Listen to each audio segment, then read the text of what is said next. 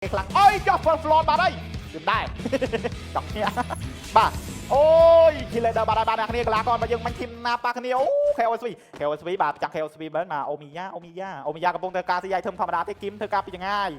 ឥឡូវកីឡាករយើងនៅខាងក្រោយ VC ប៉ះជាមួយ Magic 7 VC ប៉ះ Magic 7 Fire Clock អូ Fire Clock អើយយ៉ាបាទ MNC បាទប៉ះគ្នាលឿនដល់ហើយញ៉ាំយកប៊ូយ៉ាមកទេអាយ៉ាធ្វើការបាញ់មួយបាញ់ពីរបាញ់3បាញ់4មក MNC អត់ឈ្នះជាមួយនឹងធីម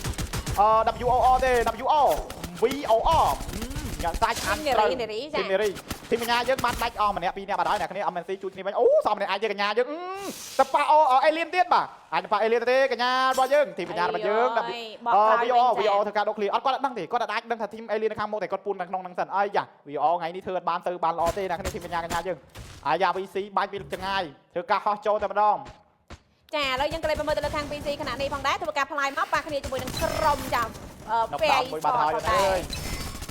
អូប៉ះគ្នាជាមួយនឹង MNC មានណៃ Cambodia ដាក់មួយដាក់ពីរនៅសមម្នាក់អាចតែម្ដងបាទចំណាយឲ្យ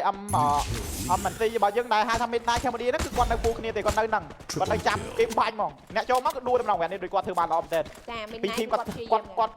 ប៉ះពីធីមប៉ុន្តែគាត់នៅតែថែផ្សារបាន4នាក់ដែរឥឡូវអូលៀនអេលៀនច្រឡំអូលៀន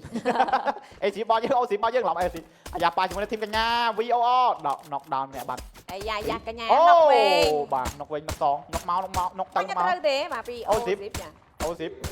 នេះយើងគួរដាក់ធីមអេលៀនមកទៅមិនដាក់អូស៊ីបទេព្រោះយើងដាក់ខ្មែរហ្មងតែអត់ support ខ្មែរ Free Fire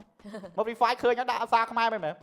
អូខេកញ្ញារបស់យើង VOR ខាងមុខអូស៊ីបនៅអូស៊ីបគឺគាត់នៅល្អទេបាទនៅពេញទេអាយ៉ាប៉ាគ្នាទេដឹងគ្នាដឹង